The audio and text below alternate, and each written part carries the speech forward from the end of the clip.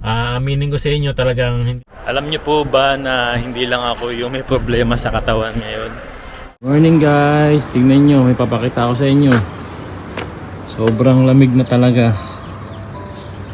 Nagyayelo na po yung mga bubong ng mga sasakyan sa sobrang lamig. Sobrang lamig. Sobrang lamig po ngayon. Merry Christmas po sa inyong lahat. Ngayong araw kasi ay Christmas Day, December 25, 2023. So, Christmas Day ngayon pero ayan, naglalakad ako dahil papasok po ako ngayon ng trabaho. Yes po, may trabaho po tayo ngayon, araw ng Pasko. Dahil hindi naman po holiday ang December 25 dito or Christmas Day. Kaya trabaho muna tayo.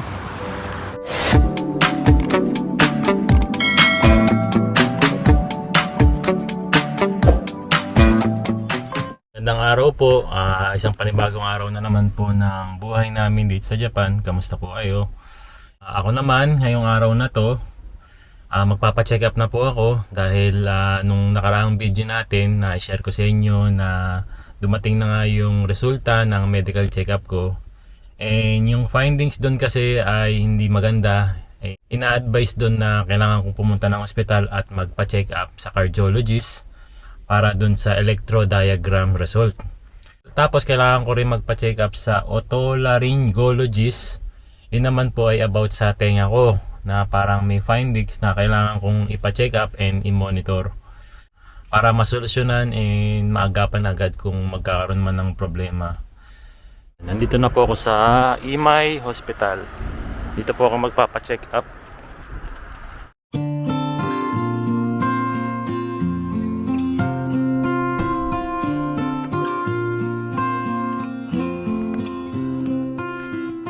Kala ko 9 AM magbubukas, 8:30 pala. Buti na lang pumunta ako ng 8:30.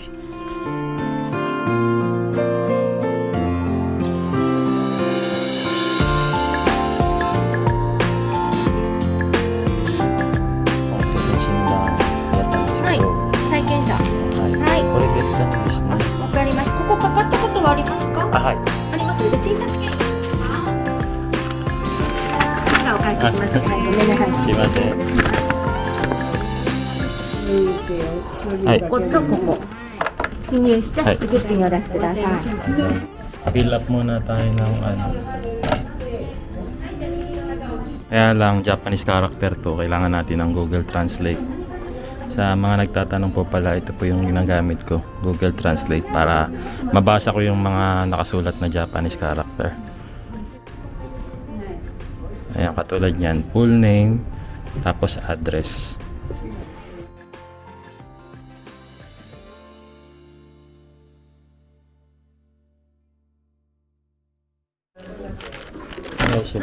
Hi.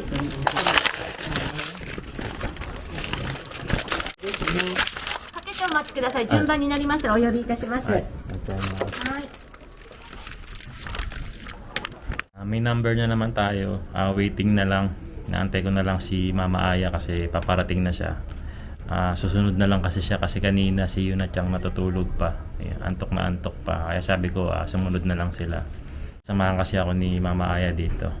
Buti na lang talaga walang masyadong tao ngayon.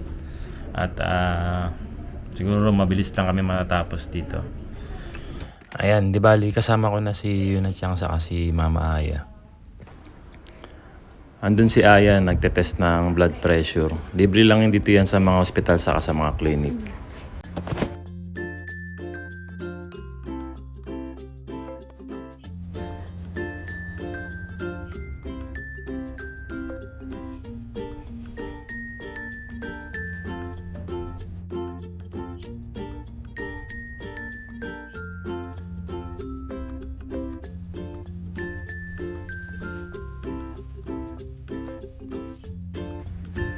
Dahil nga kakatapos ko lang kuhaan ng dugo, pupunta naman ako sa kabilang room para kuhaan ng urine para sa urinalysis test.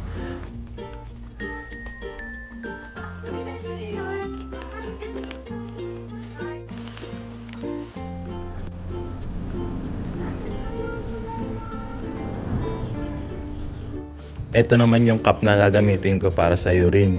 Hanggang 25 lang daw, pwede na. Tapos lalagay ko lang daw dito, tapos sila na raw kukuha dyan sa pintana.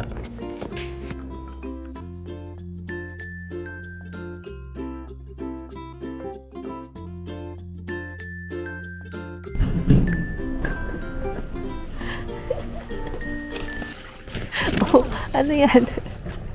Bagong miyembro ng ano. Mami, the mommy returns.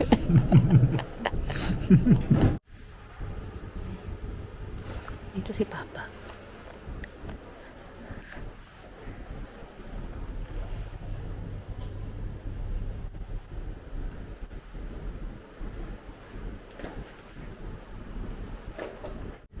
Nande, bakit ayaw mong maging doktor?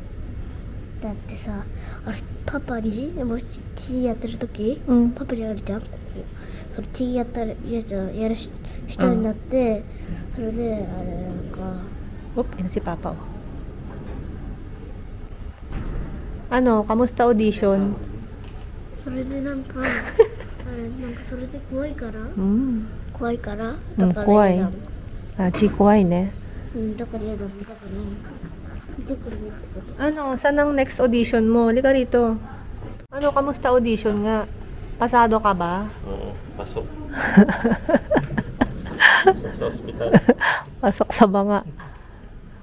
Saan ang ano mo? Consultation na yung next natin. And kanina urinalysis. Tapos electrodiagram yung ginawa sa akin kanina sa loob. Tapos pangatlo, consultation naman. Okay.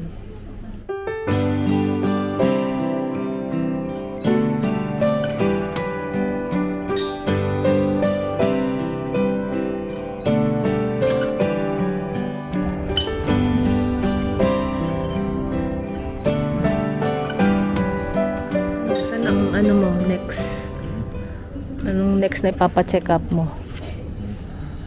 Yung tenga mo. Yung tenga naman. Kaka-headset mo yan. Tingnan mo, patingin nga. Tingin na nga na. O yan, o, diba? Pag nabingi yung kabila, dito naman. Sa kabila naman. Sa pagbingi na, sa ilong na. Tara na. So, tapos na nga kami dito sa hospital. Inabot din pala kami ng 2 oras kalahati dito. So, tapos na po yung check-up ko.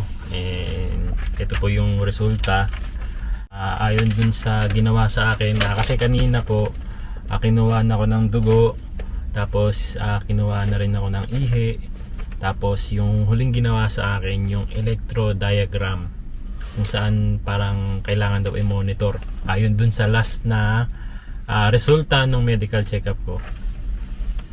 Isa sa kinaka-worry ko kasi dun sa resulta ng electrodiagram, ang sabi nga kasi magpa-check up sa cardiologist.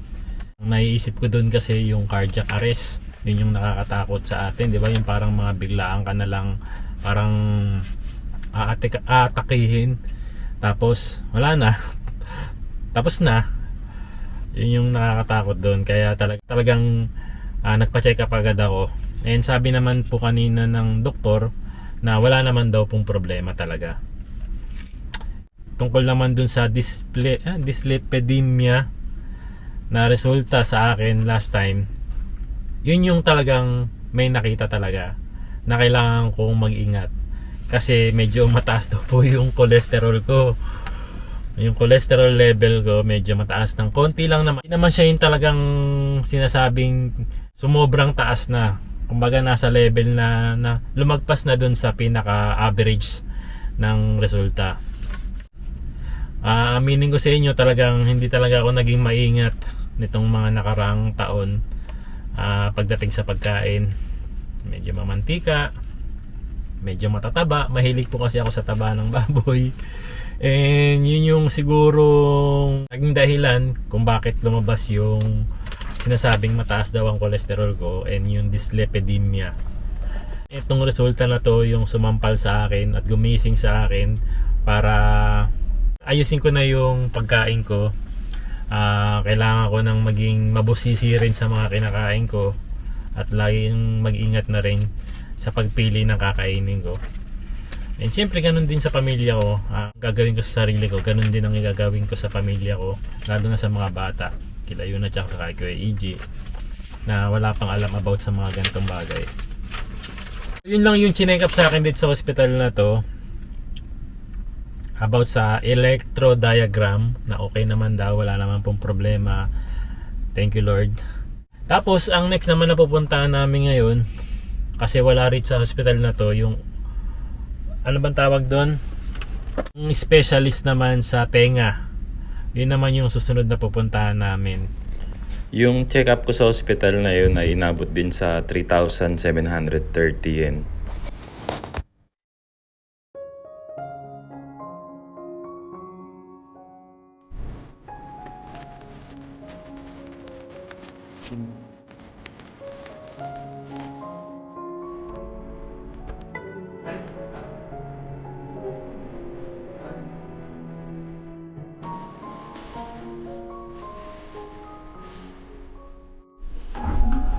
Balik daw tayo alas 3. Alas 10 na.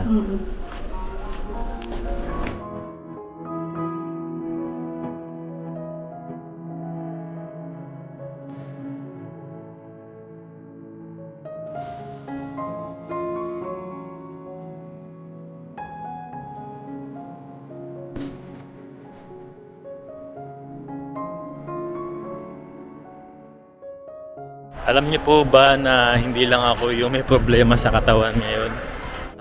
Pati na rin yung sasakyan na ginagamit ko po, may problema na rin sa katawan. Na kaya kami nandito ngayon sa pagawaan kasi papaayos po namin sana. Ayan, ito po yung sira ng sasakyan na ginagamit namin ngayon. Ayan, yung side mirror, maluwag na siya. Hindi lang sa kanan, pati na rin dun sa kabila, sa kaliwa. Ayan. Oh, maluwag na rin, no. Eh delikado po 'yan kapag bumabiyahe, 'di ba? Ayan, kape muna tayo, man. May libreng kape dito, eh, oh. Ay, ito, meron ditong ibig sabihin nito hot and ibig sabihin naman ito is cold. Sumitay. And syempre dun tayo sa may hot coffee.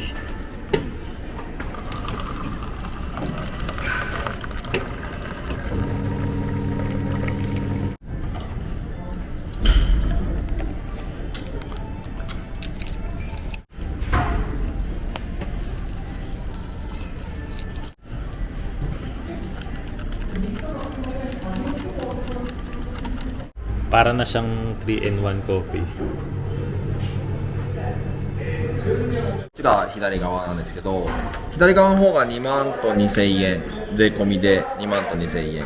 で、こっちが2万5300円ですね。はい。トータルは4万、4万、5万ぐらいかな。 4万ぐらい。 それ時間ano ba? かかるんですか？そうですね、もう年内は届かないですね。金代だけでこちらの金額ですね。あとは交換するってなるとプラスかかりますね。だいたいいくらですか？片側だいたいだけ。 3000円ぐらいかな。片側。片が。はい、3000円ぐらいかかるんで、まあ5万3900円ぐらい。 Mga ilang araw, ganun. Ito mo si はい。 交換してもらうなら、はい一日かかるんですか？そうですね、1日ですね。 1日。じゃあ、考えます。はいありがとうございます。こちらが、はい、はいありがとうございます。 で、あと Anong plano? Ano? Ikaw mag. Oh, ito kasi kailangan talagang ipagawa, ano. Mm. Medyo mahal. Pero yung oras kung kailan. Kailan mo balak ipaano? Hindi kaya ngayon kasi ano daw mag-New Year kasi mahal eh. Next year pa? Oo. Okay. Pwede naman din, Payoya ko ka na. Oo, yoya ko. Yoya ko. Kung kailan. Kung kailan. Pati yung sasakyan. So, magpapayoya ko na kami kasi kailangan naming paayos yung side mirror. Kasi magiging delikado yung mga biyahe namin kapag ganun yung side mirror namin na gumagalaw-galaw siya. Napaka-importante kasi na tumitingin ka sa kanan kaliwa kapag nagbabiyahe. medyo mahal siya, nasa 53,900 yen. Dalawa na yun, buhing saka yung service charge nila, yung pagpapagawa, yung labor kumbaga. Ano, napalaya ko na. Hindi pa, Check pa yung hindi, schedule. wait lang daw ako, maupo daw ako at manahimik. Sabi nga, Makulit daw, charot. Hindi, tatawagin ako. tawagin ka. So, muna? Check niya yung schedule kung kailan pwede, no? Siguro. Tapos tawag dito, payment first. Payment first daw. Oh. Sinabi mo pwedeng credit card. Pwede mo siguro meron No. No. No, wala naman nakalagay doon we need cash. Wala naman nakalagay. Ayun. Sige, papagawa na namin to. And 2:29 PM and magbubukas nga itong clinic para sa tenga ng alas 3 ng hapon.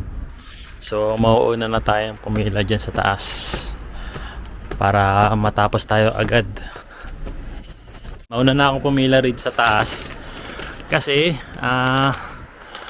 pag nauna ka nakapila rito, mauuna rin matapos. Kanina nga pumunta kami rito dahil hindi na kami umabot ng oras kasi hanggang 12 lang sila kanina and mag-o-open sila uli ng alas 3. Kaya bumalik lang kami. Tinapos ko na lang muna yung sasakyan. Ayan, sayang kasi yung oras. So 30 minutes tayo waiting dahil 2:29 PM na nga. Maigi nang mauna na ako dito para kung sakaling mag-start na, mauna na rin ako matatapos. Sana walang problema sa tenga. Sana tutuloy lang yung naging problema kung bakit medyo parang kung bakit naging resulta malabo na yung pandinig ko. Ayun.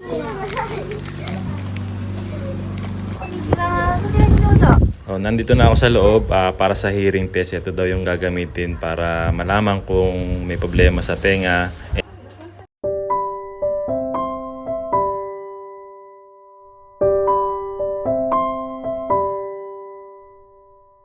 Ayan, di bali tapos na po ako magpa-check up dito sa tenga.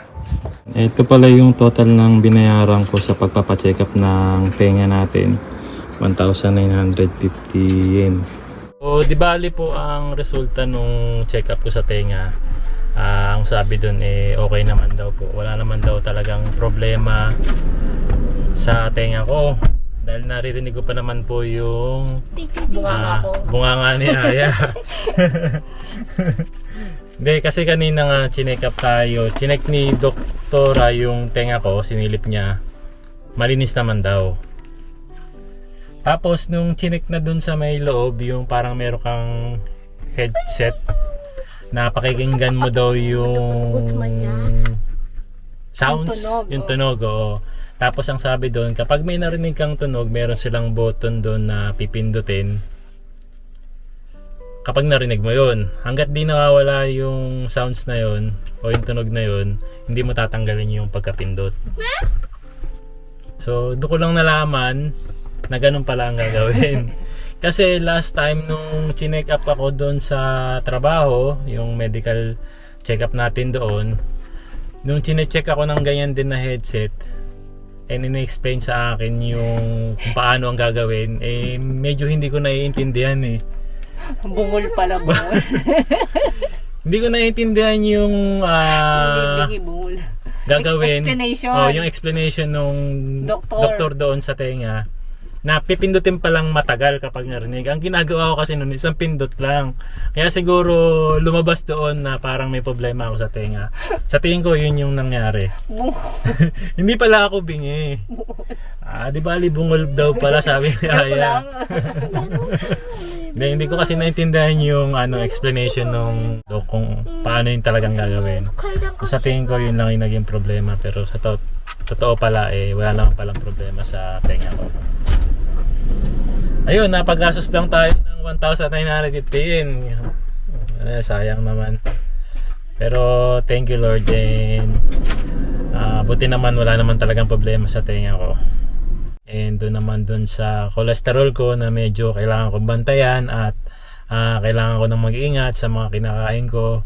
Yun ang gagawin ko ngayon.